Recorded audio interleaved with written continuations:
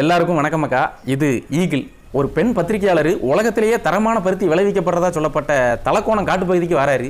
ஆனால் அவர் பார்க்கச்சில பருத்தி விவசாயம் நடந்ததா சொல்லப்பட்ட அந்த இடம் புல் பூண்டு கூட முளைக்காத கட்டமண்ணா கிடக்கு. அங்கே அப்படி என்னதான் நடந்துச்சுன்னு அந்த இடத்தோட சம்பந்தப்பட்டவங்க கிட்ட விசாரிக்கச்சில ஆளாளுக்கு அவங்க பார்வையில் ஒவ்வொரு விஷயத்த சொல்லுதாவ. அந்த விஷயங்கள்லேருந்து கிடைக்கிற தகவல்கள் தான் இந்த படத்தோட கதை.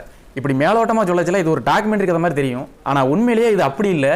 இது கேஜிஎஃப் மாதிரி ஒரு பக்காவான கமர்ஷியல் ஆக்ஷன் படம். பிகாஸ் இந்த படத்தோட ஹீரோ யார் தெரியுமா? மாஸ் மகாராஜா ரவிதேஜா. பில்டப்புக்கே ஃபீவர் வர அளவுக்கு படத்தோட பாதி முழுக்க வாரம் போறவங்களாம் ஹீரோவை பத்தி பில்டப் கொடுத்துட்டே இருக்கானுவ.